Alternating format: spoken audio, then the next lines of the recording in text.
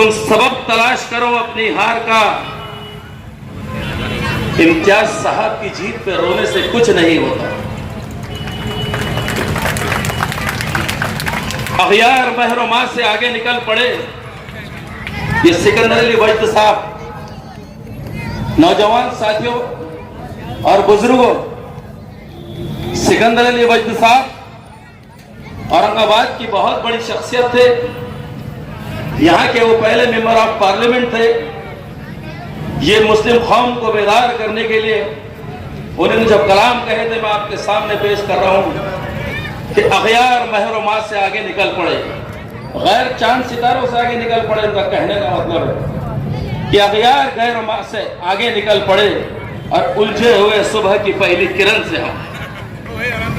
अजीज साथियों और दोस्तों, एक बात आज आपके सामने जो जल्द से हालत हाजिर रखा गया, आप तमाम लोगों को औरंगाबाद शहर की सियासी हालात, हमारी सियासी पसमानदगी और हमारी सियासी बलादस्ती, ये सारी बातें आपके सामने रखने के लिए प्रोग्राम रखा गया। एक बात याद बताइए मेरे को, कोई अगर किसी बात याद होगी तो इम्तियाज जलील साहब के रुकन पार्लियामेंट बनने से पहले कोई बता सकता है कि मुस्लिम क़यादत रुकन पार्लियामेंट की शक्ल में कौन और कब थी? बता सकता कोई? नौजवान अजीज साथियों, 1980 में काजी सलीम साहब की शक्ल में आखिरी मेंबर ऑफ पार्लियामेंट इस शहर औरंगाबाद को दस्तयाब हुआ था। उसके 34 साल के बाद आपके सियासी इत्तेहाद पर, आपकी सियासत के बलबूते पर, आपकी ताकत के बलबूते पर 2019 में आपने इम्तियाज जलील साहब में रुकन पार्लियामेंट आपने मुंतखब करके दिल्ली को भेजा है। उसी के साथ साथ अगर किसी नौजवान को बात याद होगी तो बताने की कोशिश करे कि मेंबर ऑफ असेंबली मुसलमान की शक्ल में पहले कब था? बताइए कोई मेरे को। एक बात याद रखिए अजीज साथियों और दोस्तों, यही वो अहम चीजें हैं जो चंद लोग आपके जहनों का मकदर करने की कोशिश कर रहे हैं, आपके जहनों को बहकाने की कोशिश कर रहे हैं, और एक कुंभ और एक टोला निचले दर्जे की सियासत को उतर चुका है। अजीज साथियों, अमानुल्लाह मोतीवाला की शक्ल में आपके पास में मुस्लिम क़यादत और रुकन असेंबली की आखिरी क़यादत थी, लेकिन 2014 में जब मुसलमानों का इत्तेहाद जागा सामने, जब नौजवानों का जोश सामने आया, हमारी माँ बहनों की दुआएं सामने आई, तो मेंबर ऑफ असेंबली की शक्ल में आपने इम्तियाज जलील साहब को मुंतखब करके दिया। ये आपकी सियासत की बदौलत, ये आपकी सियासी बेदारी की बदौलत हुआ। और उसके बाद आज मुल्क के हालात किस तरफ जा रहे हैं, आज इस प्रदेश की हालत किस तरफ जा रहे हैं, और आज हमारे शहर के हालात किस तरफ जा रहे हैं, सियासी तौर पर इनको समझने की बहुत बड़ी जरूरत है। मुल्क आज बहुत बड़ा भयानक तरीके से गुजर रहा है, बहुत भयानक दौर से गुजर रहा है। आपने देखा होगा अभी पार्लियामेंट का वो नजारा, नई पार्लियामेंट का जो इफ्तिताह किया गया है, ऐसा लगता है हमने संविधान का प्रधानमंत्री नहीं, इस देश के अंदर एक तानाशाह को चुना है। एक तानाशाह को चुना है जो संविधान को रोन रहा है, जो आइन को रोन रहा है, जो दस्तूर को रोन रहा है। और एक बात याद रखो अजीज साथियों और दोस्तों, अगर टारगेट किसी को बनाया जा रहा है तो हमारी नस्ल को और हमारी कौम को बनाया जा रहा है। बेइज्जत और रुस्वा अगर किसी को कराया जा रहा है तो हमारी कौम को और हमारी नस्ल को कराया जा रहा है। हर जाविये से हमको पसमानदा करने की कोशिश की जा रही है, हर जगह हमको टारगेट किया जा रहा है। कभी हिजाब के नाम पर, कभी हिजाब के नाम पे हमको टारगेट किया जा रहा है, तो कभी लव जहाद के नाम पे हमको टारगेट किया जा रहा है, तो कभी गोश्त के नाम पे हमको टारगेट किया जा रहा है, तो किसी न किसी बहाने से हमारी मॉब लिंचिंग की जा रही है। मैं पूछता हूँ औरंगाबाद में मुखालिफत के वो टोलों से कि तुम्हारी गैरत कहाँ मर गई थी जब इस तरह के फाशिस्ट ख्यालात हमारे सामने आते हैं, जब कोई निदर्शन आंदोलन करने को तुम सड़क पे नहीं उतरते, लेकिन इम्तियाज जलील अगर कोई काम करने को आया तो उस पर रिकॉर्ड पैदा करने के लिए तुम आते। शर्म आनी चाहिए ऐसे लोगों को, शर्म आनी चाहिए ऐसे लोगों को। बताइए मेरे को, मुल्क इतने भयानक हालत से गुजर रहा है और महाराष्ट्र से कितने मेंबर ऑफ पार्लियामेंट चुन के आते हैं। कितने मेंबर ऑफ पार्लियामेंट चुन के आते हैं? 48 मेंबर ऑफ पार्लियामेंट चुन के आते हैं। और उन 48 मेंबर ऑफ पार्लियामेंट में महाराष्ट्र से आपके सियासी इत्तेहाद ने, आपके इत्तेहाद ने, हमारी मां बहनों की दुआओं ने और हमारे मजबूत सियासी मजबत ने इम्तियाज जलील की शक्ल में सिर्फ एक ही खासदार महाराष्ट्र से मुस्लिम शक्ल में भेजा है, जो ऐवान में अपनी बात को उठाता है, पार्लियामेंट में अपनी बात को उठाता है, नरेंद्र मोदी के सामने अपनी बात को उठाता है, अमित शाह के सामने अपनी बात को उठाता है। एक ही क़यादत को तक़वियत और ताकत बख्शने की जरूरत है, लेकिन हमारे पास में एक टोला, एक निगम्मों का टोला जिसने मुस्लिम क़यादत को खत्म करने की यहाँ की सुपारी ली है, खुले तौर पे मैं कह रहा हूँ, जिसने सुपारी ली है, ऐसे लोगों को सियासत से निस्त नाबूद करना अगर किसकी जिम्मेदारी है तो आप लोगों की जिम्मेदारी है। आप लोगों को ऐसे ख्याल रखने वालों को सियासत से नदारत करना पड़ेगा। बात का बतंगड़ बनाते हो, बात का बतंगड़ बनाते हो, और कब तक जाके तुम दूसरों की महफिलों के अंदर खुद दूल्हे बन के बैठते रहोगे? कब तक दूसरों की सेज सजाते रहोगे? तुम तो हमारे अपने थे ना, तुम तो हमारे अपने थे ना। इतने निचले दर्जे की सियासत में तुम कैसे आ गए? इतने घटिया ख्यालात और इतनी घटिया सोच तुम्हारी कैसी हो गई? कहने का मतलब बड़ा साफ है कि तुझे साफ क्यों ना कह दो क्या फर्क है तुझ में मुझ में? तुझे साफ क्यों ना कह दो क्या फर्क है तुझ में मुझ में? तेरा तो दुखड़ा है, खुद का दुखड़ा, हमारा दुखड़ा है पूरी कौम और मिलत का दुखड़ा। अजीज साथियों, माइक हाथ में आ गया, आयता स्टेज हाथ में आ गया, 2 रुपये खर्चा करने की जरूरत नहीं है। उठा रहे जबान, लगा रहे तारक को। मेरे को एक बात बताओ, बकरी भी चली है ऊंट से प्यार करने को? अरे कोई हकीकत है इनकी? कोई सियासी मियार है इनका? बताओ आप मेरे को। जिसको शहर के लोगों ने, जिस कुंबे को, जिस टोले को शहर के लोगों ने सियासत से नदारत किया है, वो कितने भी मचल जाए, वो कितने भी उछल जाए, वो कितने भी कूदी मार ले, देखो आप दूसरों के दामनों को दागदार करके अपने माथे के सितारे कभी नहीं सजा सकते, कभी नहीं सजा सकते। इल्जाम और बहतान की एक फहरिस्त लेके फिर रहा, एक टोला एक फहरिस्त लेके फिर रहा। सोशल मीडिया पे देखो तो मेरे को एक बात बताइए आप, सोशल मीडिया हाथ में आ गया, एक मोबाइल आपके हाथ में, क्या आ गया? कुछ भी बेतुकी बात है, कुछ भी झूठी बात है, कुछ भी लफाशी की बात है। सिर्फ एक क़यादत को तनकीद कर रहे हैं, एक जमात को तनकीद कर रहे हैं, एक शख्सियत को दागदार करने की कोशिश कर रहे हैं। एक बात याद रखो, ये जो टोला और ये जो लोग हैं, ये कभी कौम और मिलत के हमदर्द हो ही नहीं सकते। एक बात तो बताओ मेरे को आप कि कोई मसला और मसाइल अगर मुसलमानों का एहसास रहा हो और कभी वो मैदान अमल में आए हो, जैसा भी किराड़पुरे का वाक़या हमारे सामने है। किराड़पुरे के वाक़े के ऊपर जब हालात वहां पे बिगड़े, हमारा फिरोज खान कारपोरेटर ने इम्तियाज जलील साहब को हालत को साजगार बनाने के लिए, अमन अमान को बरकरार रखने के लिए वहां पर लेके आए। ईमानदारी से अपने दिल पे हाथ रख के कहो, आप बिल्कुल ईमानदारी से अपने दिल पे हाथ रख के कहो कि उस रात को अगर अमन अमान बरकरार रखने के लिए इम्तियाज जलील साहब अगर वहां पर नहीं आते तो बताओ मेरे को क्या सूरत हाल होती थी, क्या सूरत हाल होती थी।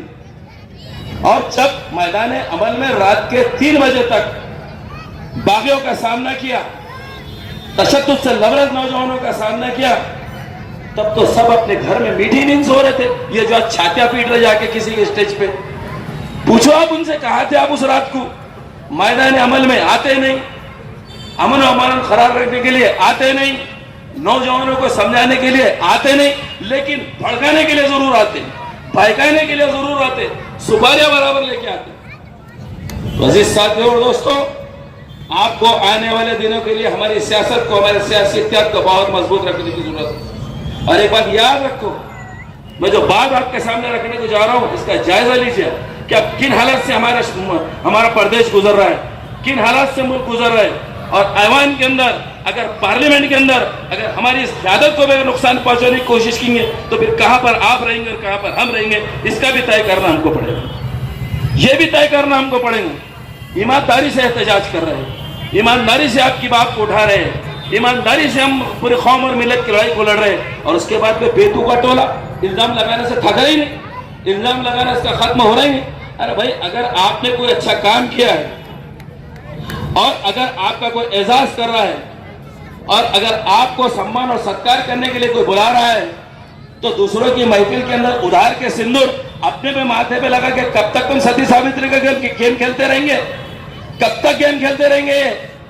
तो एक बात याद रखो अजीज साथियों और दोस्तों कि ये लोग सिर्फ जब अरे माइक हाथ में जोश, सिर्फ जोश बात ऐसा हो गया, यूं हो गया, हमने इसके लिए चुन के दिए थे। एक बात याद रखिए, इम्तियाज जलील साहब की शक्ल में जो क़यादत मिली है वो नौजवानों के जोश और जज्बे से मिली है, मेरी माँ बहनों की दुआएं से मिली है, किसी के आने से और किसी तुर्रम खा के जाने से नहीं मिली है। ये एक सच्चाई है कि हकीकत है, मेरी माँ बहनों की दुआओं ने ओहदा दिलाया है और ये फैसला अल्लाह तबारक तआला ने दिलाई हुई कामयाबी का फैसला है। इससे टकराने की कोशिश कर रहे तो रेजा रेजा हो जाएंगे, बेशरम माशरे में होकर तुम रह जाएंगे, बेशरम माशरे में होकर तुम रह जाएंगे। और एक बात बहुत मैं देख रहा हूं कि जब भी उठा किसी को अगर किसी पार्टी में भी जाना है तो मजलिस और इम्तियाज साहब से मिला, अरे भाई तू अपनी दुकान जाके लगा, कितने में बिक रहा वो बता, हमारा नाम क्यों ले रहा? किसी की रखेल बन रहा, बन जा, दामन में हमारे क्यों दाग लगा रहा, हमारे दामन में क्यों दाग लगा रहा? भाई वक्त को आने दो, वक्त को आने दो, दायरे को भी एहसास करा देंगे, वक्त तो आने दो, दायरे को भी एहसास करा देंगे। कुछ गंदे पानी के डबड़े अपने आप को समंदर समझ बैठे हैं, कुछ गंदे पानी के डबड़े अपने आप को समंदर समझ बैठे हैं। एक बात याद रखो, जबान हम भी मुंह में रखते हैं और हमने धर्म आंदोलन नामांतर के नाम पे चलाया, उस पर तनकीद, उस पर कौन लोग कर रहे तनकीद?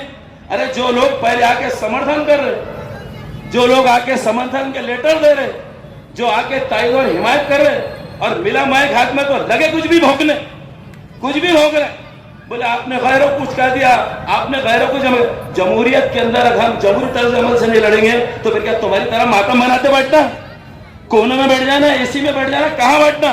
बताओ आप मेरे को। अजीज साथियों और दोस्तों, आने वाले वक्त के लिए बहुत मोहतात रहने की जरूरत है। ठीक है, कुछ लोग अगर जद्दोजहद कर रहे होंगे, जैसा मैंने केरलपुरे का वाकया आपके सामने बताया, बुजुर्ग पहले कहा करते थे कि लोग जो नौटंकीबाज, जो नाटकबाज होते वो उंगली कटा के शहीदों में अपना नाम लिखाते। ये बखौल ये कौल आपने भी सुना होगा कि उंगली कटा के लोग अपने आप का नाम शहीदों में लिखाते थे।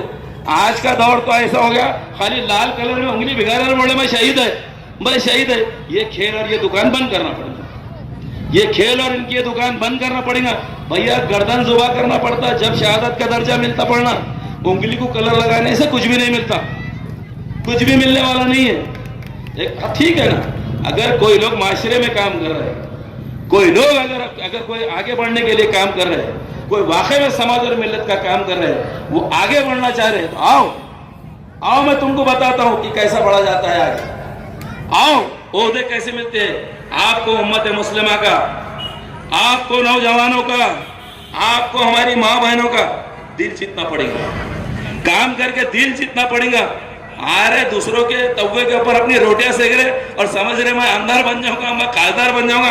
बच्चों का खेल नहीं है ये, बच्चों का खेल नहीं है। ये तो ख्वाब वो भी देख रहे जो कभी नगर सेवक भी नहीं बने, जो कभी कारपेंटर भी नहीं बने, जो कभी कोई ओहदे पे भी नहीं रहे। तो मेरे अजीज साथियों और दोस्तों, आप हाँ ठीक है मिटा दे अपने, अगर तू मर्तबा ही चाहता ना भाई, ओहदा ही चाहते ना, मिटा दे अपनी हस्ती को अगर तू कोई मर्तबा चाहता है, मिटा दे अपनी हस्ती को अगर तो कोई मर्तबा चाहता है। दाना खाक में मिलके ही गुले गुजार होता है। तो अपने आप को पहले दयानतदारी से काम करना सीखो, किसी की इज्जत करना सीखो।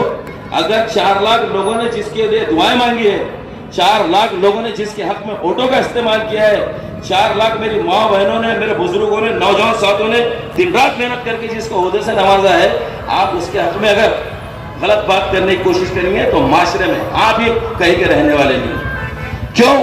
तो आप हठधर्मी में उतरे हुए।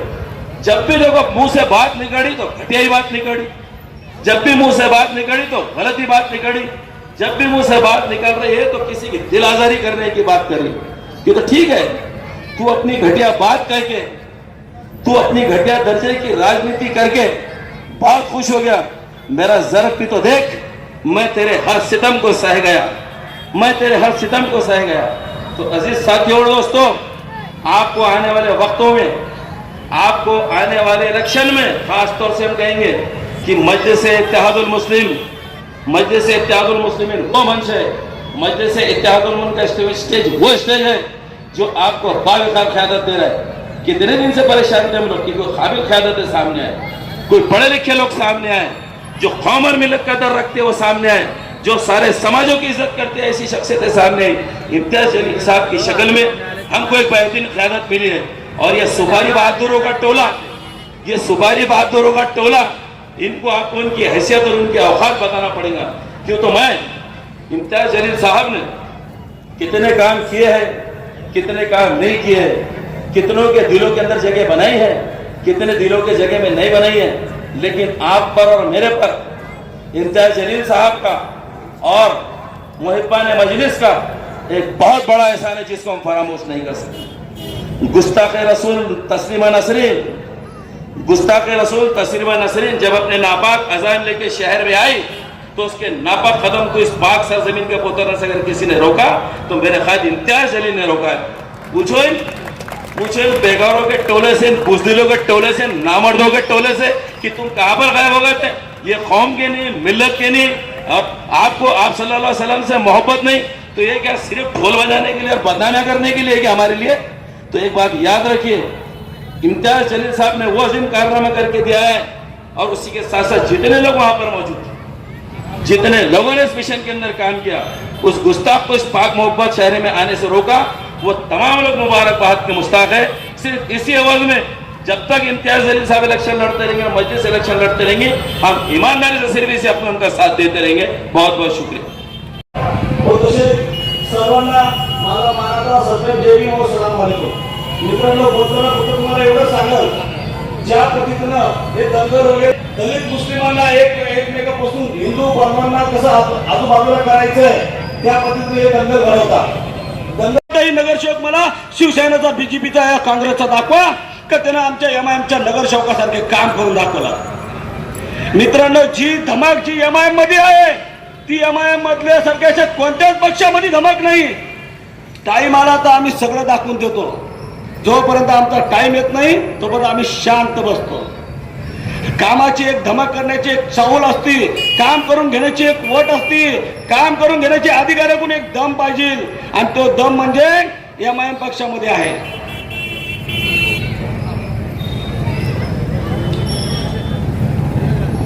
तर या पद्धतीने मी तुम्हाला सांगतो, ज्या पद्धतीनं सगळ्या पद्धतीनं पोलीस प्रशासनाने ज्या पद्धतीने आपल्याला सगळ्याला सहकार्य केलं, या दंगलीमध्ये ठीक आहे अनेक माझ्या बांधवांवरती गुन्हे, खोटे नाटे गुन्हे दाखल केले असेल, पण मित्रांनो त्या पोलीस प्रशासनाला सुद्धा माहित आहे का आपण कुठेतरी चुकलोय।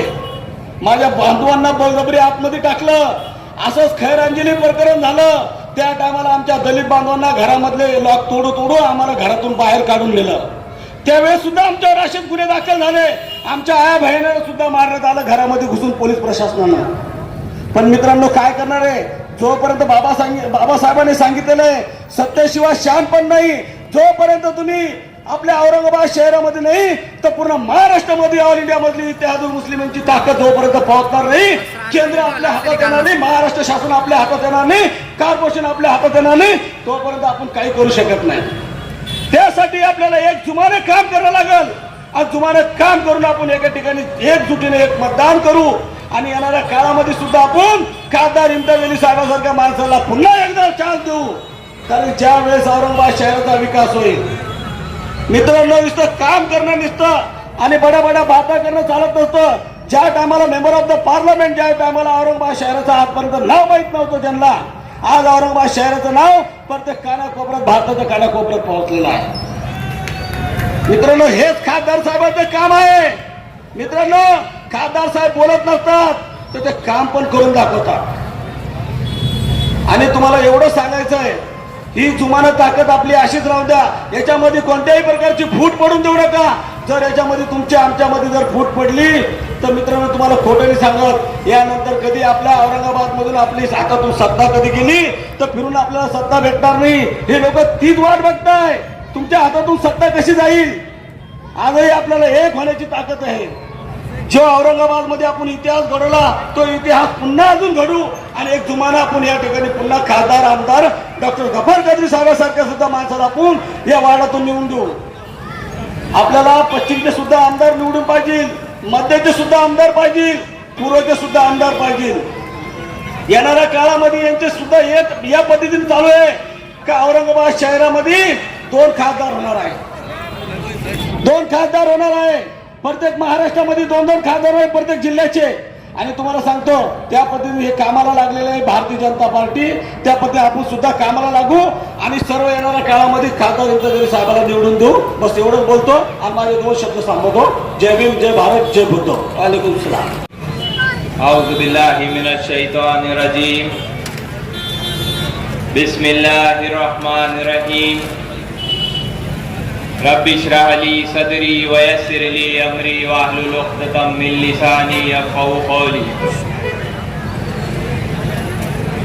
तमाम तारीफ़ें उस अल्लाह रब्बुल इज़्ज़त के लिए जो तमाम जहानों को बनाने वाला और उसे पालने वाला है, और दुरूद सलाम उसके आखिरी नबी मोहम्मद रसूलुल्लाह सल्लल्लाहु अलैहि वसल्लम पर. स्टेज पे तशरीफ फरमा औरंगाबाद जिले के सदर अली जनाब समीर साजिद साहब, मजलिस इत्तेहादुल मुस्लिमीन के ग्रुप लीडर नासिर सिद्दीकी साहब,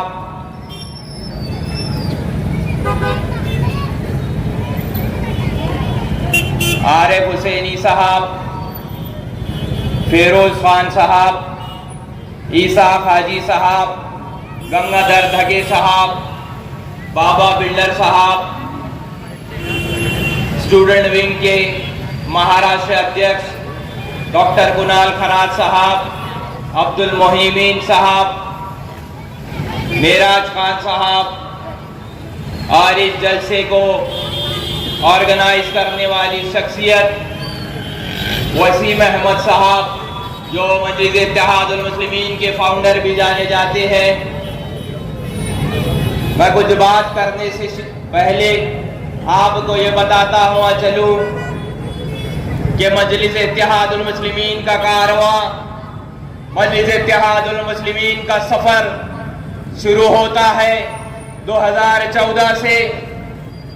यही वो सोहेल पार्क था, यही वो कटकट गेट था, और यही वो कटकट गेट की आवाम थी जब बैरिस्टर असदुद्दीन अवैसी साहब इसी सोहेल पार्क में आए थे. और महज सिर्फ 21 लोग वो जलसे में थे. मैं उसे एक मीटिंग कहूंगा, 21 लोग उस मीटिंग में थे. और आज देखने को मिलता है सारे हिंदुस्तान में मजलिस इत्तेहादुल मुस्लिमीन का परचम लहरा रहा है. ये इस बात की गवाही है और ये इस बात का सबूत है कि मजलिस इत्तेहादुल मुस्लिमीन को अवाम ने तस्लीम किया, मजलिस इत्तेहादुल मुस्लिमीन को अवाम ने अपने सरों पे बिठाया. अब मैं अपनी बात शुरू करता हूं एक शेर से कुछ अशार पढ़कर. यकीन हो न हो कि यकीन हो न हो, बात तो यकीन की है कि मैं कहता हूं यकीन हो न हो, बात तो यकीन की है. हमारे जिस्म की मिट्टी इसी जमीन की है, हमारे जिस्म की मिट्टी इसी जमीन की है. आगे मैं कहता हूं मेरे शहर के सभी लोग, मेरे शहर के सभी लोग, मेरे शहर के सभी लोग आपस में हैं भाई भाई. क्या मैं कहता हूं मेरे शहर के लोग आपस में है भाई भाई. ये दूरियों की ये दूरियों की सियासत, ये दूरियों की सियासत किसी कमीन की है, किसी कमीन की है, किसी कमीन की है. सबसे पहले तो मैं आप तमाम का शुक्रिया अदा करना चाहता हूं. शहर औरंगाबाद के उन तमाम बुजुर्गों का, उन तमाम माओं का, उन तमाम बहनों का और उन तमाम शहर नौजवान का जिसने मजलिस इत्तेहादुल मुस्लिमीन का साथ दिया, जिसने मजलिस इत्तेहादुल मुस्लिमीन को तस्लीम किया और जिसने मजलिस इत्तेहादुल मुस्लिमीन का परचम पकड़ा। उसके बाद मैं आपको बताऊं कि आज जो ये स्टेज सजा है, जो हमारे कॉर्पोरेटर्स यहाँ पर बैठे हैं, जो आप लोग खड़े हैं, आप लोगों की बदौलत हमें इस मुकाम पर पहुंचाया कि हम इस काबिल हो जाए कि आपकी बात ऐवान बल्दिया में रखे, आपकी बात ऐवान असेंबली में रखे, आपकी बात ऐवान पार्लियामेंट में रखे। मैं अपनी बात को ज्यादा खींचूंगा तो नहीं, क्योंकि बहुत सारे लोग हैं, बहुत सारे बोलने वाले हैं और इस जलसे का उन्वान आज है हालत हाजरा। आपको पता है शहर के हालात क्या है, मगर मैं उन फजूल बातों में नहीं जाऊंगा। मैं आपको ये बताने की कोशिश करूंगा कि शहर औरंगाबाद में मजलिस इत्तेहादुल मुस्लिमीन ने क्या किया। जिस तरह आपने मजलिस इत्तेहादुल मुस्लिमीन पर भरोसा किया, मजलिस इत्तेहादुल मुस्लिमीन उस भरोसा पर कायम रही या ना रही। मैं आपको ये बता दूं कि हमने तमाम वार्डों का, अजान के लिए थोड़ा रुक रहा हूं, चाहे रफीक चीता साहब के वार्ड में हो, चाहे अजीम खान साहब के वार्ड में हो, चाहे इसाक हाजी साहब के वार्ड में हो, चाहे वो हो सलीम सहरा के वार्ड में, चाहे वो अजीम खान साहब का वार्ड हो, चाहे वो जमीर अहमद कादरी साहब का वार्ड हो, चाहे वो अबुल हसन हाशमी साहब का वार्ड हो, चाहे वो गंगाधर ढगे साहब का वार्ड हो, चाहे वो अरुण बोड़े साहब का वार्ड हो, चाहे वो कोई भी वार्ड हो, चाहे वो अय्यूब जागीरदार साहब का वार्ड हो, चाहे वो वार्ड मकसूद कॉलोनी रोशन गेट हो, चाहे वो बाबर कॉलोनी हो, चाहे वो लोटा कारंजा का वार्ड हो, चाहे वो टाउन हॉल हो, करोड़ों के काम मजलिस इत्तेहादुल मुस्लिमीन ने वहां पर किए। मैं आपको ये बताना चाहूंगा कि आपको उस वार्ड में जाकर देखना होगा, उस वार्ड की इंक्वायरी करना पड़ेगी और वहां के लोगों से बात करना पड़ेगी, जब आपको जाकर पता चलेगा मजलिस इत्तेहादुल मुस्लिमीन ने इन 9 सालों में क्या काम किया है। उसके बाद इम्तियाज जलील साहब की बात करें तो इम्तियाज जलील साहब ने इन 4 सालों में 20 करोड़ के काम किए हैं और पिछले 5 सालों में 12.5-15 करोड़ के काम किए हैं। ये मजलिस इत्तेहादुल मुस्लिमीन के काम है, हमें गिनाने की जरूरत नहीं। आप खुद वहां पर जाइए, वार्ड में देखिए मजलिस इत्तेहादुल मुस्लिमीन ने कितने काम की। अगर मैं पूरे नगर सेवकों के काम को गिना दूं, टोटल उसका मार कर आपको बता दूं, तो मैं समझता हूं ये कामों की तादाद करोड़ों में हो जाएंगी। पिछले 20 सालों में, पिछले 25 सालों में न कांग्रेस ने ये काम किया, न राष्ट्रवादी ने ये काम किया और ना ही कोई सियासी जमात ने ये काम किया जो काम मजलिस इत्तेहादुल मुस्लिमीन ने किया। वक्त की कमी है, बात तो बहुत करना है और इंशाअल्लाह आगे भी मौके मिलेंगे आपसे बात करने के। मगर मैं आपको एक बात बतला दूं कि तालीम के मामले में मैं ये समझता हूं मुसलमान बहुत ही पस्ता हालात में है। अगर हम तालीम पर देखेंगे तो याद रखिए मेरे भाइयों, जिनका इस्लाम, जिनका धर्म इक़रा बिस्मि रब्बी से शुरू होता है कि पढ़ो अल्लाह के नाम पर, वो कौम आज तालीम के मैदान में पीछे है। अगर तालीम हासिल नहीं करेंगे तो फिर कौम का मुस्तकबिल, हमने देखा है कि जो हमारे बड़े हैं, कुछ लोग पढ़े लिखे हैं, बाकी कोई छोटी मोटे कारोबार करता है, कोई पंचर की दुकान लगाता है, कोई टपरी लगाता है। ये काम बुरे नहीं है, मेहनत के काम है। मगर मैं ये चाहता हूं कि हमारे आने वाली नस्लें, हमारे बच्चे IPS बने, IAS बने, कलेक्टर बने, कमिश्नर बने, अच्छे एडवोकेट्स बने, अच्छे डॉक्टर्स बने, अच्छे इंजीनियर्स बने और हिंदुस्तान नहीं बल्कि पूरी दुनिया के कोने कोने में जाकर हिंदुस्तान का नाम रोशन करे और शहर औरंगाबाद का नाम भी रोशन करे। वक्त की कमी है, इसलिए मैं अपनी बात खत्म करता हूं, अपनी जगह लेता हूं इस शेर के साथ। जरा गौर से सुनिएगा, जरा तवज्जो से सुनिएगा। कहने को तो कुछ भी कह दूं उन मुखालिफतों को बेइज्जत कर कर, कि कहने को तो कुछ भी कह दूं उन मुखालिफतों को बेइज्जत कर कर, पर ऐसे नाम का क्या फायदा जो किसी को बेइज्जत कर कर बनाया जाए, किसी को बेइज्जत कर कर बनाया जाए। खुदा हाफिज, अस्सलाम वालेकुम। ईसा खादी साहब, गंगाधर ढगेल साहब, काका साहब, काकेल साहब, हमारे मेराज खान साहब, हमारे दरमियान में मौजूद फिरोज खान साहब, औरंगाबाद शहर के दमदार अपोजिशन लीडर, हमारे जनाब औरंगाबाद के बेबाक कायद आरिफ हुसैनी साहब, कुणाल फराज साहब, इम्तियाज साहब, हमारे प्रांतोष भाव बहुत जल्द आपको मुखातिब करेंगे, उनको भी सुनिएगा। हमारे जनाब रफाजियार खान साहब, जमीर अहमद खादरी साहब, अबुल हसन अली हाशमी साहब, और मैं जिन लोगों का नाम लेने से रह गया मैं माफी चाहता हूँ। और ये तमाम आज स्टेज पर मौजूद है। मुझे चंद मिनट में अपनी बात को रखने के लिए कहा गया है और भी मुखर्रिर मौजूद है, तो मैं अपनी बात को कम वक्तों में रखते हुए अपनी जगह लेना चाहता हूँ। सबसे पहले तो मैं आप तमाम को एक शेर कहकर अपनी बात को शुरू करना चाहता हूँ कि शायर कहता है कि जिस दौर पे नादा थी दुनिया, जिस दौर पे नादा थी दुनिया, अब हम वो जमाना भूल गए। जिस दौर पे नादा थी दुनिया, अब हम वो जमाना भूल गए। दुनिया की कहानी याद रही और अपना फसाना भूल गए।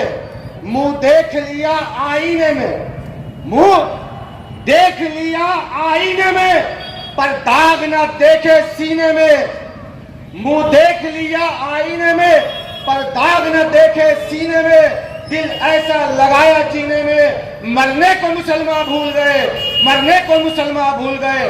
अगियार का जादू चल भी चुका। अगियार का मतलब दुश्मन होता है।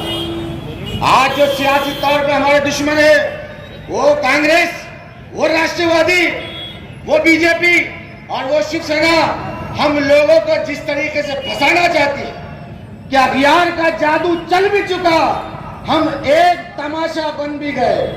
अगियार का जादू चल भी चुका, हम एक तमाशा बन भी गए। दुनिया को जगाना याद रहा, खुद होश में आना भूल गए, खुद होश में आना भूल गए। मैं आपको ज्यादा लंबी बात करने के लिए नहीं आया हूं, बल्कि चंदी बातें जो माजी में औरंगाबाद शहर में गुजरी है, डेवलपमेंट के काम और भी मुखर्रिर आपको मुखातिब करेंगे। हमने अस्पताल बनाए हैं, वो जाकर देखिए। रशीदपुरे के अंदर हमने अस्पताल बनाया, हमने अल्तमश कॉलोनी में अस्पताल बनाया, हमने आरेफ कॉलोनी में अस्पताल बनाए, हमने नवाबपुरे के अंदर स्कूल बनाया है, हमने जो अपेक्स हॉस्पिटल के पास से लेकर के औरंगपुरे तक, हमने नवाबपुरे तक जो रोड बनाया है वो आप लोग जाकर देखिए। ये जो रोड आप जिस पे खड़े हैं, सलीम साहब ने किस तरीके से, वसीम अहमद साहब ने, तमाम ने मिलकर ये रोड बनाया है। आजाद चौक से लेकर किराड़पुरे का रोड देखिए आप। और भी कई काम है जो आप लोग जाकर देख सकते हैं। ये काम हमने 5 सालों के अंदर किए, 25 साल की हुकूमत में नहीं की। जबकि कांग्रेस स्टेट में थी, सेंट्रल में थी, औरंगाबाद में अपोजिशन में थी, मगर वो काम हमने किए। ऐसे कई सारे काम है जो हमने किए, मगर आज हम पर जो इल्जामात लगाए जा रहे हैं, इम्तियाज जलील साहब पर जो बातें की जा रही, मेरे भाई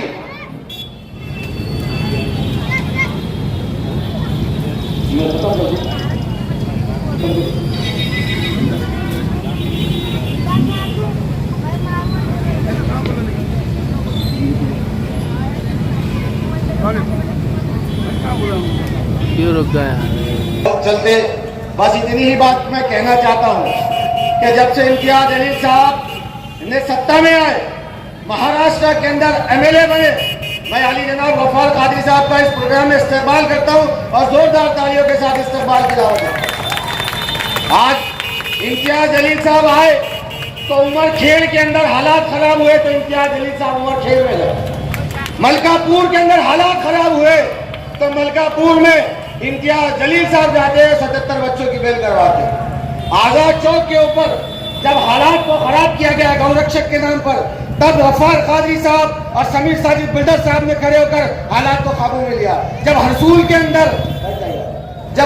अंदर जब हालात को खराब किया गया तो यही लोग नासिर सिद्दीकी साहब वहां पर जाकर खड़े हुए। घाटी के अंदर जब वो बुल्डाना के मौलाना बुलाकर यहाँ पर शरीक किया गया, जब हालात खराब होने वाले थे, तब हम लोगों ने आकर हालात को संजीदा करने का जो हो रहा था उसको अमन कायम करने की कोशिश की। नूपुर शर्मा के जलसे के अंदर जब हालात खराब हो रहे थे, तब इम्तियाज जलील साहब और मजलिस इत्तेहादुल मुस्लिमीन ने खड़े होकर शहर के अमन को बचाने की कोशिश की। आज किराड़पुरे की बात की जाती है।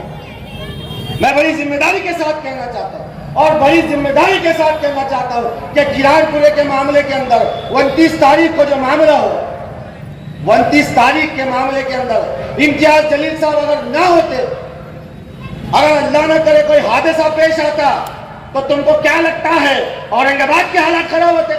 तुमको क्या लगता है महाराष्ट्र के हालात खराब होते?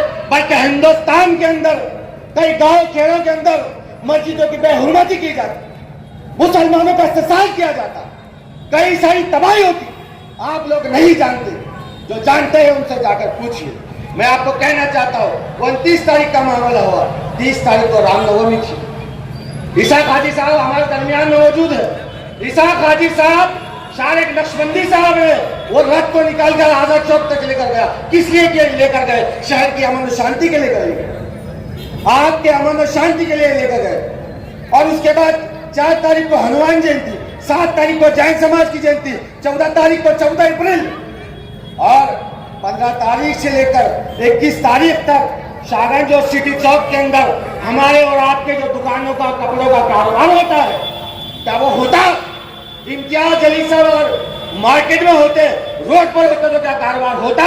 उसके बाद 22 तारीख को मैं अपनी बात को समेटते हुए, अपनी बात को खत्म करते हुए, सिर्फ किराड़पुरे के बाद जो शरपसंद हालात को खराब करना चाहते थे, उसके बाद वो किराड़पुरे के बाद रुके नहीं। उसके बाद अवर में उन्होंने हालात को खराब किया, उसके बाद कन्नड़ में उन्होंने हालात को खराब किया, उसके बाद अहमदनगर में हालात को खराब किया, उसके बाद अकोला में हालात को खराब किया। किसने किया?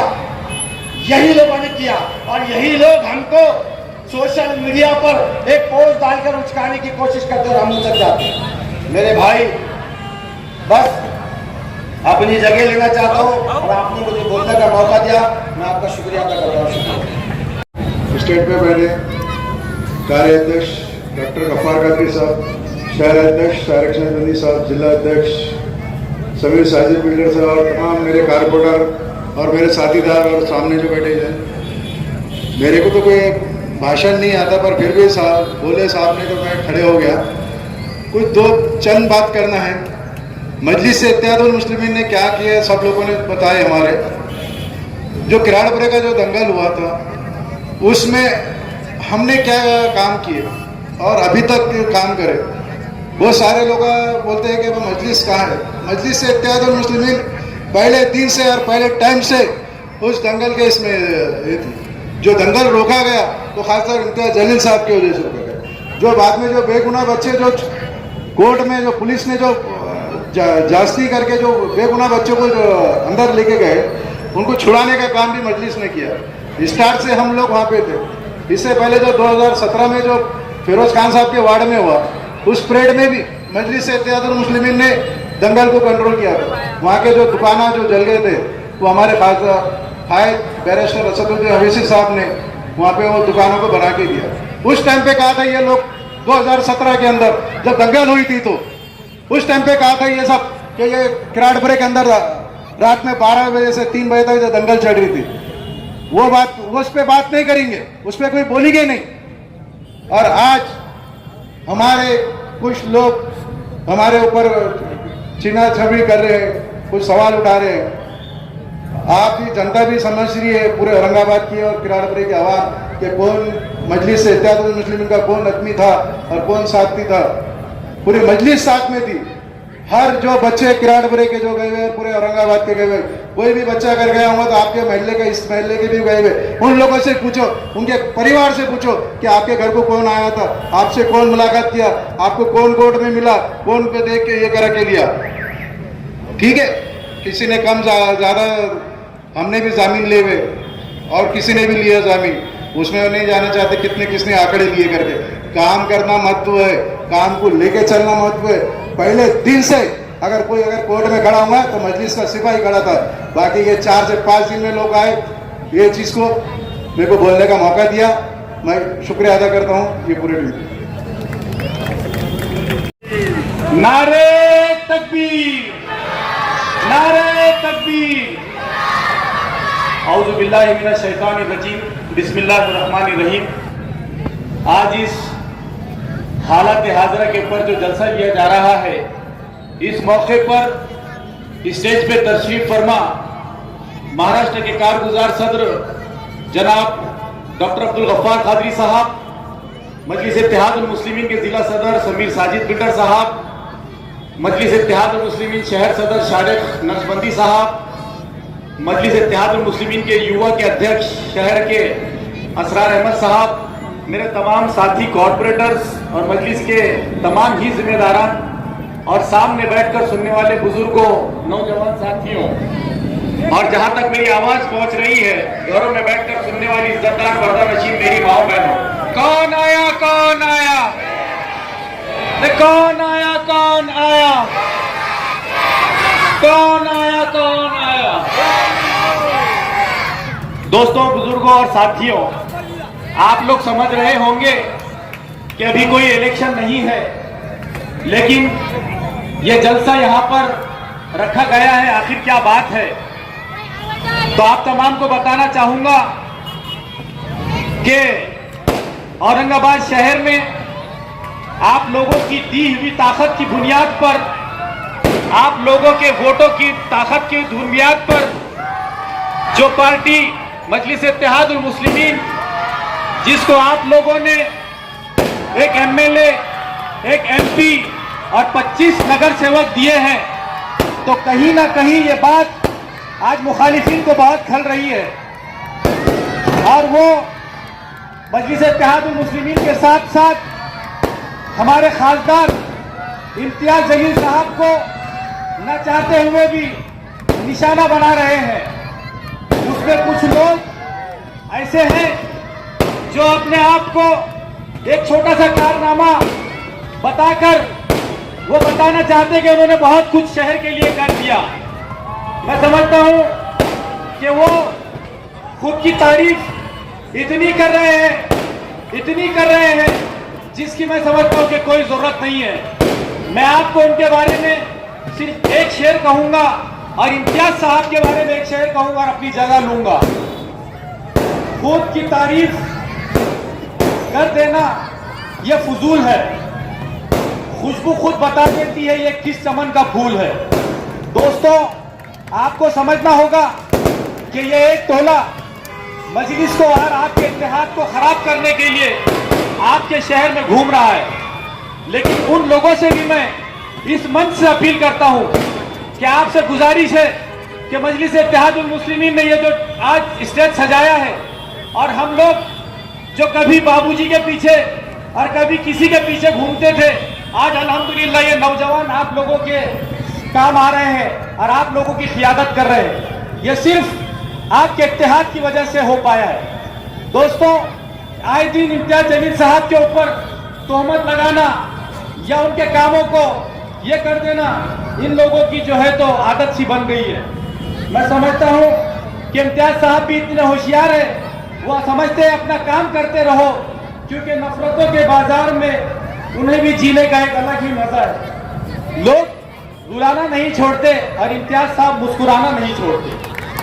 दोस्तों, आप लोगों से एक ही गुजारिश करूंगा कि आप अपने इत्तेहाद को कायम रखें, और ये लोग जो लोग ये माहौल को खराब करना चाह रहे हैं, इनसे भी अदवन गुजारिश है कि आप भी इत्तेहाद को कायम ना करें, खराब ना करें, आप इत्तेहाद का साथ दें।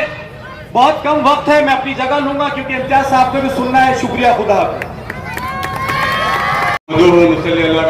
करीम अम्माबाद स्टेज पे मौजूद कायदे मोहतरम जनाब इम्तियाज जलील साहब, मजलिस इत्तेहादुल मुस्लिमीन के हमारे कारगुजार सदर जनाब डॉक्टर अब्दुल गफ्फार कादरी साहब, हमारे जिला सदर समीर साजिद साहब, मुंशी भैया पटेल, असरार साहब और तमाम जिम्मेदारान, मेरे नौजवानों, आप जानते हैं कि तकरीबन 2 से 2.5 माह के बाद आज मेरे और आपके कायद जनाब इम्तियाज जलील साहब को आपको मुखातिब होने का मौका मिलेगा। मैं इस मौके पे कटकट गेट और आसपास के तमाम मोहल्लाजात के आप तमाम मुहिबान मजलिस का शुक्र अदा करता हूँ कि मजलिस इत्तेहादुल मुस्लिमीन की औरंगाबाद आमद के रोज़े अव्वल से आप लोगों का साथ हमेशा मजलिस के साथ रहा है। इसी मोहल्ले के नौजवान वसीम अहमद ने मजलिस इत्तेहादुल मुस्लिमीन में अपना बुनियादी किरदार अदा करते हुए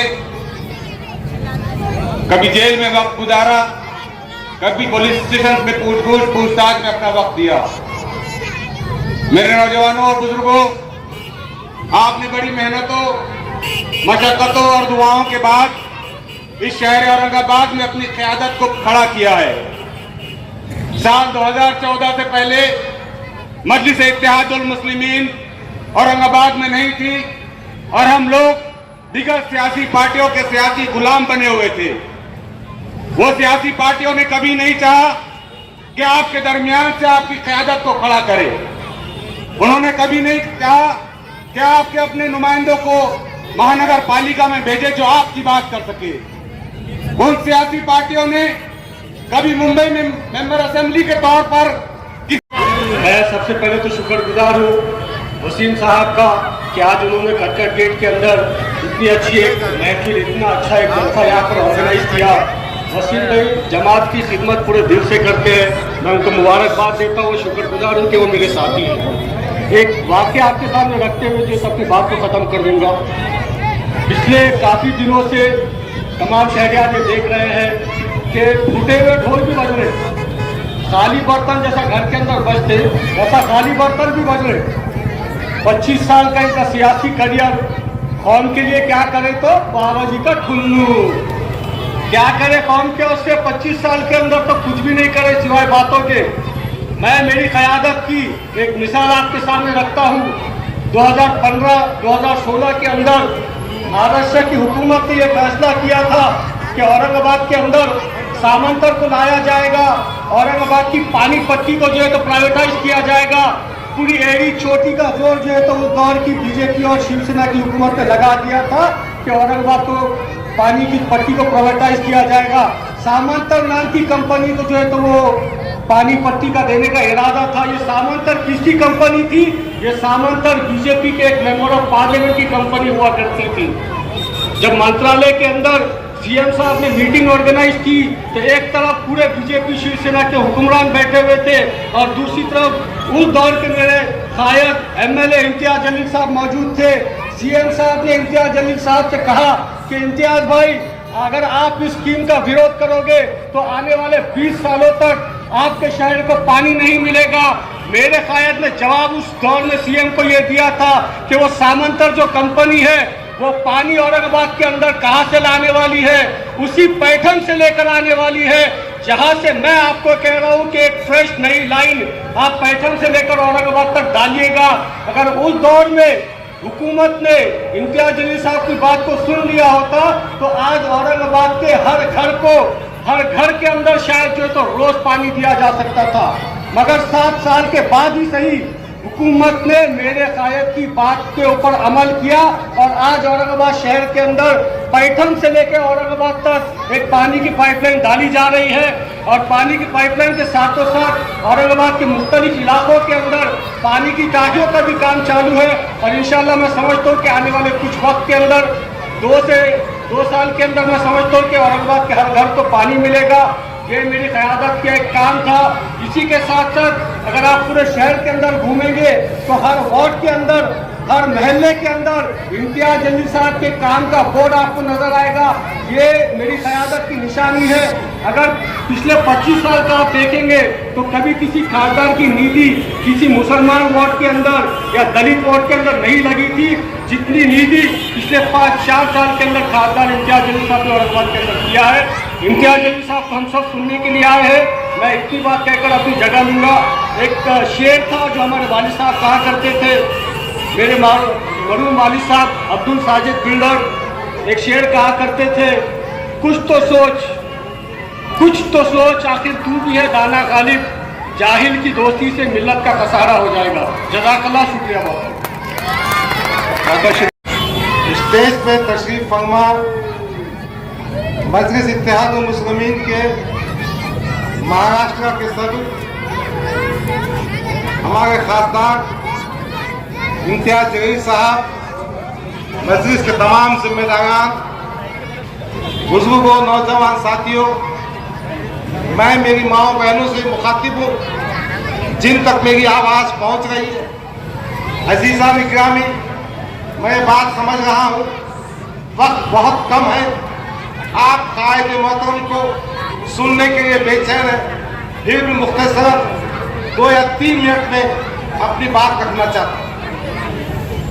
वसीम भाई का मैं शुक्रगुजार हूँ, मगर एक बात मैं इस मंच से कहना चाहता हूँ कि हालात हाजरा पर बात होगी, मगर ये भी डिस्कशन होना चाहिए कि हमारी क़ियादत, हमारी लीडरशिप कैसी होना चाहिए, हमको समाज को किस तरह से मुनज़्ज़िम करना चाहिए। अजीज़ा गिरामी, महाराष्ट्र का सियासी माहौल 2014 के बाद इसलिए तब्दील हुआ कि बैरिस्टर असदुद्दीन अवैसी, अकबरुद्दीन अवैसी ने इस सरजमीन पे कदम रखे, अपनी सियासी पार्टी, अपना झंडा, अपना खाए, अपना एजेंडा, इसकी बात की। अजीज़ा ने गिरामी, ये भी एक हकीकत है, ये भी एक सच्चाई है कि हमारे बीच, हमारे दरमियान यकीनन वो ताकतें होती है जो एक अच्छे मकसद को, एक आला मकसद को खत्म करने की कोशिश करती है। मैं छोटा सा एक वाकया आपको गोशगुजार करता हूं। महमूद गजनवी, उसके दरबार का वाकया है। एक जोकर नाम का परिंदा, आपने तीतर तो खाया होगा। अफगानिस्तान में तीतर की शक्ल का एक परिंदा होता है, उसे जोकर कहते हैं। महमूद गजनवी के पास एक शख्स बहुत सारे जोकर बेचने के लिए आया। उसके पास एक और जोकर भी था जिसकी एक टांग टूटी हुई थी, वो उसके कांधे पे बैठा हुआ था। महमूद गजनवी ने उससे पूछा, ये जो कांधे पे बैठा हुआ जोकर है वो मुझे खरीदना है। उसने कहा, सरकार मैं ये बेच नहीं सकता, इसकी बहुत ज्यादा कीमत है। महमूद गजनवी ने पूछा, आप क्यों नहीं बेच सकते? उसने कहा, सरकार ये मेरी रोटी रोजी का जरिया है, मैं इसको जंगल में ले जाता हूँ, एक दरख्त से बांध देता हूँ, ये अजीब अजीब आवाजें निकालता है, बहुत सारे जोकर जमा हो जाते हैं, फिर मैं उनको पकड़ कर लाता हूँ और बेच देता हूँ। महमूद गजनवी ने वो जोकर को खरीदा और जुबा कर दिया। और ये तारीखी कलमात कहे, जो दलाली कर कर अपनों के गैरों के हाथ बेचता है, वो काबिल जुबा है। अजीज़ा ने गिरामी, आप उनको पहचानो जो मिल्लत इस्लामिया के एक सियासी जद्दोजहद को नुकसान पहुंचाना, यकीनन इन दलालों की क्या जगह होना चाहिए ये आप तय कीजिए। दूसरी बात, हमारे भाइयों ने विकास के काम कहे, विकास के काम तो होते हैं, मगर आज जरूरत है तालीम याफ्ता आदमी की बात करने की। क्या उन शख्सियतों में इस बात की ताकत है कि अरबाब इख्तिदार के सामने जाकर बात कर सके? गुज़िश्ता दिनों 1 जून को मैं अकोला गया था, भयानक फसाद हुआ। एक मुस्लिम अपाहिज उमर रसीदा खातून को घर में जिंदा जला दिया गया।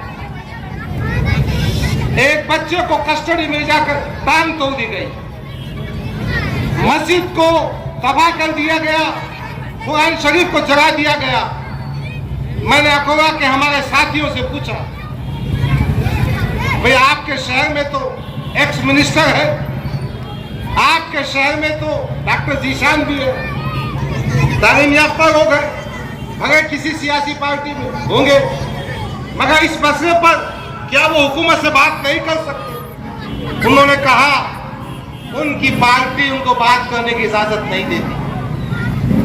ये आपका ही भाई था, ये मजलिस की ताकत थी कि हम बात कर सके। आप सोचो, तस्लीमा नसरीन को किस तरह भगाया गया। आप सोचो, ये कौन से नेता की हिम्मत है कि सिटी चौक पुलिस स्टेशन के सामने धरना देकर बेगुनाहों की गिरफ्तारी की कोशिश करे? कौन नेता है जो एमएससीबी में जाकर लोड शेडिंग का एहतजाज करता है? बहरहाल मैं आपसे 2 ही बातें करना चाहता हूं। एक, अपने इत्तेहाद को कायम रखो, हमारी तरफ मत देखो।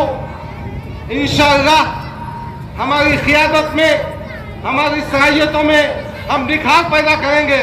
मगर इस बात का वादा है कि हमारा कायद बैरिस्टर असदुद्दीन ओवैसी, जिसको मानकर, जिसको सुनकर, जिस पे एतमाद कर आपने खासदार चुन के दिया, एमएलए चुन के दिया, मुझे 80,000 वोटों से नवाजा, हमारे राष्ट्रपति को नवाजा, 25 कारपोरेटर, यकीनन आपके वफादार थे, हैं और रहेंगे। मैं जानता हूं आप बेचैन हैं इम्तियाज जलील को सुनने के लिए, इसलिए आपसे माफी रुख्सत होता हूं। सलीम सहारा साहब कल कह रहे थे मैं एक प्रोग्राम करने वाला हूं। यकीनन हमारे सलीम सहारा साहब चंद दिनों के बाद कट गेट पर इससे बड़ा स्टेज बनाएंगे, एक जय्यत प्रोग्राम करेंगे और इंशाअल्लाह मैं भी खुलकर, दिल खोलकर आपसे बात करूंगा। शुक्रिया, खुदा हाफिज़, अस्सलाम वालेकुम। स्टेज पे तशरीफ फरमा मजलिस इत्तेहाद मुस्लिमीन के महाराष्ट्र के सदर हमारे खासदार इम्तियाज जलील साहब, मजलिस के तमाम जिम्मेदारान, बुजुर्गों, नौजवान साथियों, मैं मेरी माओ बहनों से मुखातिब हूँ जिन तक मेरी आवाज़ पहुँच रही है। अजीज़ा इकरामी, मैं बात समझ रहा हूँ, वक्त बहुत कम है, आप कायद मोहतरम को सुनने के लिए बेचैन हैं, फिर भी मुख्तसर 2 या 3 मिनट में अपनी बात रखना चाहता हूँ। वसीम भाई का मैं शुक्रगुजार हूँ, मगर एक बात मैं इस मंच से कहना चाहता हूँ कि हालात हाजरा पर बात होगी, मगर ये भी डिस्कशन होना चाहिए कि हमारी क़ियादत, हमारी लीडरशिप कैसी होना चाहिए, हमको समाज को किस तरह से मुनज़्ज़िम करना चाहिए। अजीज़ान गिरामी, महाराष्ट्र का सियासी माहौल 2014 के बाद इसलिए तब्दील हुआ कि बैरिस्टर असदुद्दीन ओवैसी, अकबरुद्दीन ओवैसी ने इस सरजमीन पे कदम रखे। अपनी सियासी पार्टी, अपना झंडा, अपना खाए, अपना एजेंडा, इसकी बात की। अजीजान गिरामी, ये भी एक हकीकत है, ये भी एक सच्चाई है कि हमारे बीच, हमारे दरमियान यकीनन वो ताकतें होती है जो एक अच्छे मकसद को, एक आला मकसद को खत्म करने की कोशिश करती है। मैं छोटा सा एक वाकया आपको गोशगुजार करता हूं। महमूद गजनवी, उसके दरबार का वाकया है। एक जोकर नाम का परिंदा, आपने तीतर तो खाया होगा। अफगानिस्तान में तीतर की शक्ल का एक परिंदा होता है, उसे जोकर कहते हैं। महमूद गजनवी के पास एक शख्स बहुत सारे जोकर बेचने के लिए आया। उसके पास एक और जोकर भी था जिसकी एक टांग टूटी हुई थी, वो उसके कांधे पे बैठा हुआ था। महमूद गजनवी ने उससे पूछा, ये जो कांधे पे बैठा हुआ जोकर है वो मुझे खरीदना है। उसने कहा, सरकार मैं ये बेच नहीं सकता, इसकी बहुत ज्यादा कीमत है। महमूद गजनवी ने पूछा, आप क्यों नहीं बेच सकते? उसने कहा, सरकार ये मेरी रोटी रोजी का जरिया है, मैं इसको जंगल में ले जाता हूँ, एक दरख्त से बांध देता हूँ, ये अजीब अजीब आवाजें निकालता है, बहुत सारे जोकर जमा हो जाते हैं, फिर मैं उनको पकड़ कर लाता हूँ और बेच देता हूँ। महमूद गजनवी ने वो जोकर को खरीदा और जुबा कर दिया। और ये तारीखी कलमात कहे, जो दलाली कर कर अपनों के गैरों के हाथ बेचता है, वो काबिल जुबा है। अजीजा ने गिरामी, आप उनको पहचानो जो मिल्लत इस्लामिया के एक सियासी जद्दोजहद को नुकसान पहुंचाने। यकीनन इन दलालों की क्या जगह होना चाहिए, ये आप तय कीजिए। दूसरी बात, हमारे भाइयों ने विकास के काम कहे, विकास के काम तो होते हैं, मगर आज जरूरत है तालीम याफ्ता आदमी की बात करने की। क्या उन शख्सियतों में इस बात की ताकत है कि अरबाब इख्तिदार के सामने जाकर बात कर सके? गुज़िश्ता दिनों 1 जून को मैं अकोला गया था, भयानक फसाद हुआ। एक मुस्लिम अपाहिज उमर रसीदा खातून को घर में जिंदा जला दिया गया। एक बच्चे को कस्टडी में जाकर टांग तोड़ दी गई। मस्जिद को तबाह कर दिया गया, कुरान शरीफ को जला दिया गया। मैंने अकोला के हमारे साथियों से पूछा, भाई आपके शहर में तो एक्स मिनिस्टर है, आपके शहर में तो डॉक्टर जीशान भी है, तालीम याफ्ता लोग हैं, अगर किसी सियासी पार्टी में होंगे, मगर इस मसले पर क्या वो हुकूमत से बात नहीं कर सकते? उन्होंने कहा उनकी पार्टी उनको बात करने की इजाजत नहीं देती। ये आपका ही भाई था, ये मजलिस की ताकत थी कि हम बात कर सके। आप सोचो, तस्लीमा नसरीन को किस तरह भगाया गया। आप सोचो, ये कौन से नेता की हिम्मत है कि सिटी चौक पुलिस स्टेशन के सामने धरना देकर बेगुनाहों की गिरफ्तारी की कोशिश करे? कौन नेता है जो एमएससीबी में जाकर लोड शेडिंग का एहतजाज करता है? बहरहाल मैं आपसे 2 ही बातें करना चाहता हूं। एक, अपने इत्तेहाद को कायम रखो, हमारी तरफ मत देखो।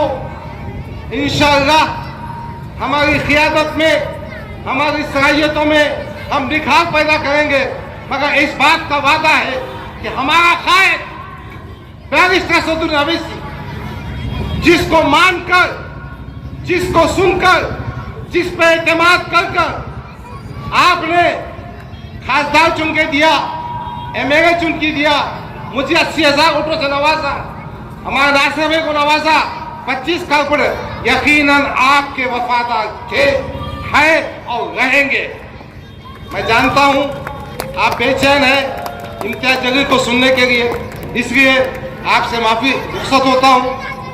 सलीम सागा साहब कल कह रहे थे मैं एक प्रोग्राम करने वाला हूं, यकीनन हमारे सलीम सागा साहब चंद दिनों के बाद कटकट गेट पर इससे बड़ा स्टेज बनाएंगे, एक जैयत प्रोग्राम करेंगे और इंशाल्लाह मैं भी खुलकर दिल खोलकर आपसे बात करूंगा। शुक्रिया, खुदा हाफिज़, अस्सलाम वालेकुम।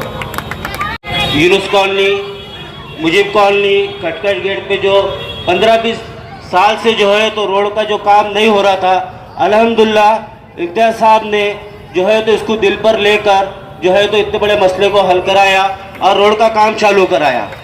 जब ये रोड का काम चालू हुआ तो हमें बड़ी खुशी हो रही थी, लेकिन इसमें अल-खिदमा हॉस्पिटल के पास से कटकट गेट तक का जो पट्टा है वहाँ पर जो रोड की हाइट बढ़ रही थी, उसके वजह से 8 से 10 गलियों में जो पानी जमा होता था वो जो है और ज़्यादा डंप होने के चांसेस थे। लेकिन इसको लेकर पूरे गली वाले इम्तियाज साहब के पास गए और फौरन इम्तियाज साहब ने जो है तो इस पर एक्शन लेके ये जो तो हमारा इंशाल्लाह काम करा के दिया। इसलिए जो है तो हम पूरे गली वालों की तरफ से उनका शुक्र अदा करते हैं।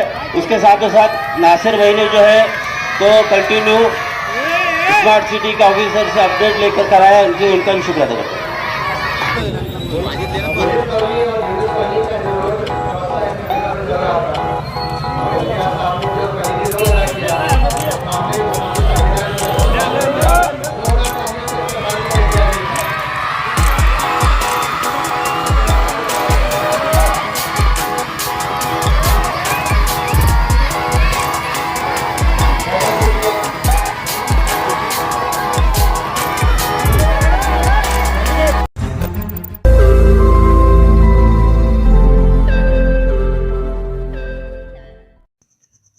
रोज़ नई खबरों को देखने के लिए हमारे औरंगाबाद समाचार चैनल को सब्सक्राइब कीजिए और नोटिफिकेशन पाने के लिए हमारे बेल आइकन को दबाइए ताकि हर खबर की नोटिफिकेशन आपको मिलती रहे।